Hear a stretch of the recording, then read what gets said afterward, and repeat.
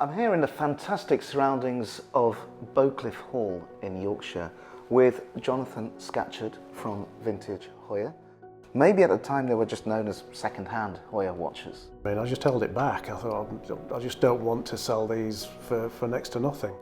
It just seems incredible to think that, for so many years, these were unloved, and look at them now.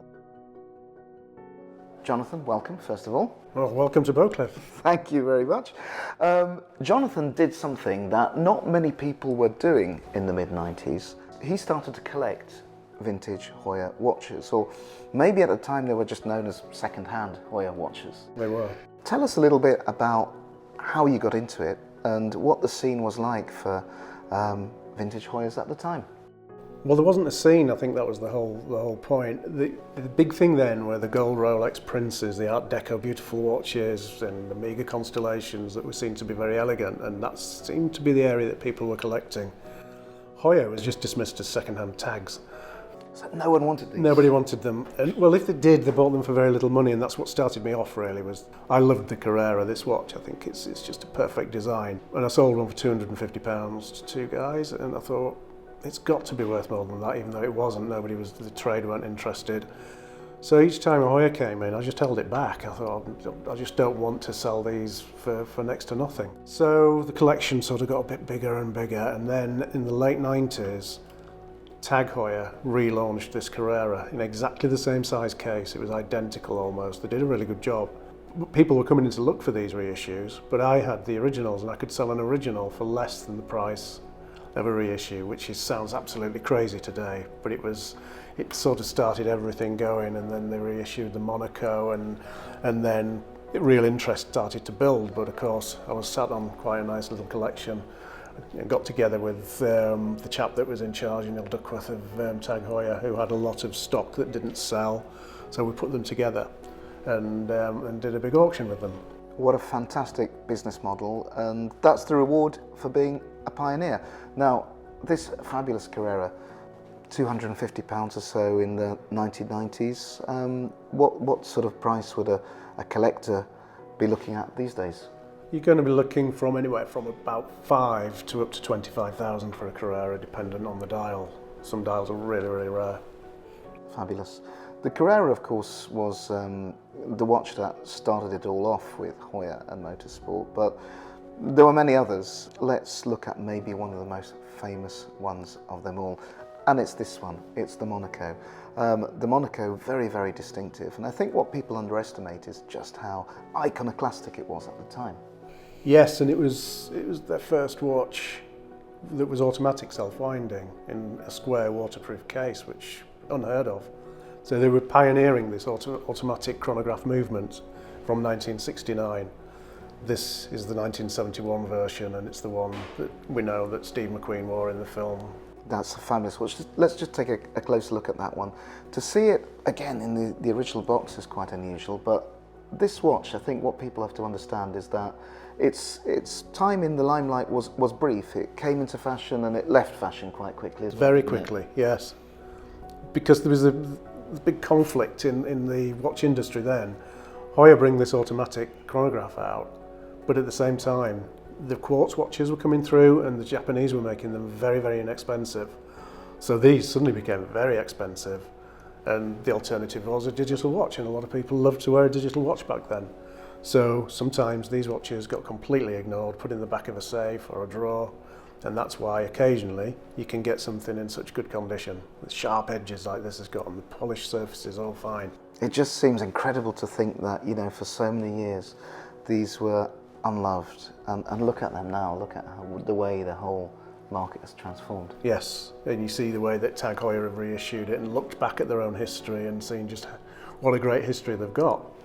Now, what I like about this particular example you've got here is just the originality of it. It's quite rare you see it in its box, and of course the box itself is, I guess at the time it wasn't really designed as a lasting keepsake. It was just the packaging that the watch came in. That's right. It was literally from taking it from the shop home. That would be it. Because there was no concept of these things having a value once they'd been bought. You bought your watch and that was it. You'd never sell it. There was no real second-hand market for vintage wristwatches. I think I read somewhere that the first wristwatches that went into auction was about 1979. Right.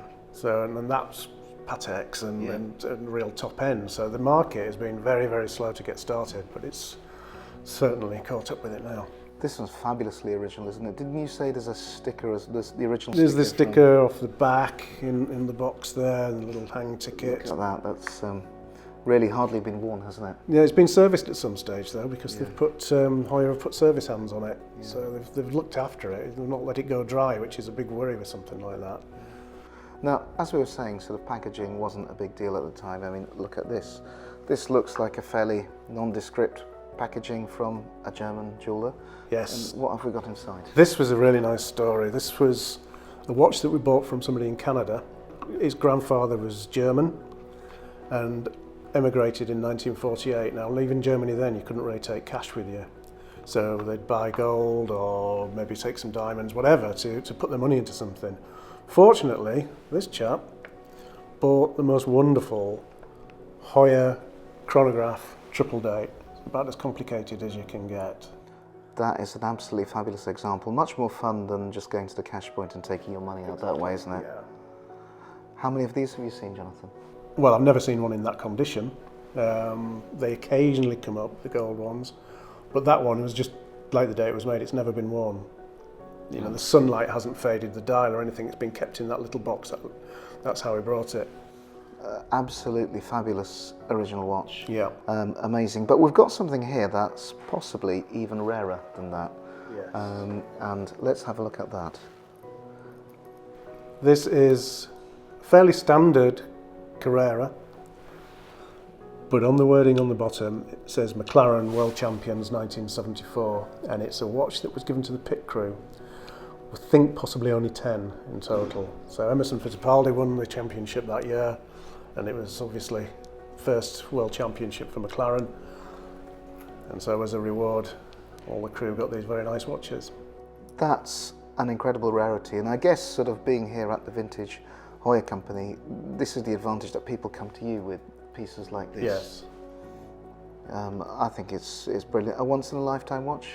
You're not like to see another, are you? I saw one in 2003 and I was the underbidder on it.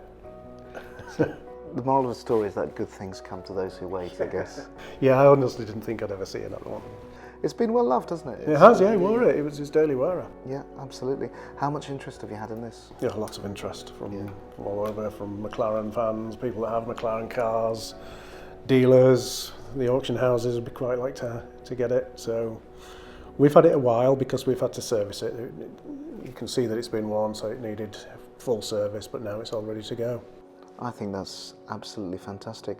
Such a symbol, I think, of Heuer's connection with motorsport. Yeah. I think of any other watch brand, it's one that really, really sort of makes that link. And so you're appealing to sort of two very passionate communities, aren't you? The watch community and the motorsport community. Yeah, and they got it so early with Jack Heuer. I think he saw it when nobody else really did. Absolutely. So Jack Heuer, obviously, his genius was, I think, that he got so many drivers involved. People like Joseph Heuer, who not only wore the watches, but I believe sold them as well. Yeah, apparently had a wholesale deal and he'd sell them on the grid. I think that's fantastic. Can you imagine you go to the grid and you open up your overalls and psst, do you want to buy a watch just before you sort of set off on the race? So Joseph Heuer and another driver, of course, you know, Joseph Heuer was Swiss, and I think sort of Jack struck up quite a rapport with him. Yes, yeah, and he did the sponsorship. The other drivers wore them because they liked them, basically. Yeah. But the Siffert thing was the sticker on the car and on the overall, which led us to Steve McQueen, because Steve McQueen wanted the Siffert look. Absolutely, absolutely. And that's how it all started. It's just incredible. Another driver, of course, who was very associated with the brand was Jochen Rindt. Yes. Sadly, the sport's only posthumous world champion. He became world champion in 1970 after he died. For me, he was probably most associated with the Autavia. Yes. And we have one right here, don't we? Well, his Autavia was a 60s one, so it's smaller than this. This is the 70s version. But I'm told that Damon Hill still wears his father's Autavia that he had. It's quite an iconic watch in its own right. And there was a little version of it that came out, and you could save cigarette coupons and send your coupons in, and $89, and you got something that looked pretty similar like that from Heuer. Fantastic. Now, I'd definitely start smoking Yeah. if I could save up enough coupons and get a watch like this at the end of it. I think that'd be fantastic. And they're out there, the Viceroy Octavias. Fantastic. Now, we mentioned that Jochen Rindt sadly died at Monza. What do we have here? We have a Monza. Seamless link. Monza, of course, one of the many watches that Heuer named after racing circuits. Just to underline that link, tell us a little bit about this Monza. Well, this one takes us to Niki Lauda again. That when he won his championship in '75, so the year after McLaren, he was sponsored. The whole Ferrari team was sponsored by Heuer in those days. So you'll see the badge on Lauda's overalls and jackets and on the car and nose of the car. So to commemorate his victory, this Monza watch was created. This is a rare version because it's in a chrome case. Very, very good condition. Often you see them and they're in the black PVD, which was a fashion that was just coming in at that time. If we look at this particular watch, I have to say the condition is stunning. It's quite unusual to find one that's been kept this well. Yeah. A really, really great watch. And of course, speaking of Niki Lauda, that leads us to this chap. This is a bit of fun, isn't it? It's not a watch. You'd be pushed to wear that on your wrist, but it's what is it? Is it a clock? Is it an alarm clock? This one is just a clock, a little desk clock, but they did some alarm ones as well with different drivers' names on them. But they were a novelty. They were an inexpensive novelty in the day, but now so collectible. It's only plastic, so not that many will have survived. So to get these in good condition is really, really hard now. But it's all the imagery, the branding, everything. It's so 70s, and they're lovely things to have. Absolutely. Thank you, Jonathan. I think we've showcased a real variety of the sort of things that you have on offer here at Vintage Heuer.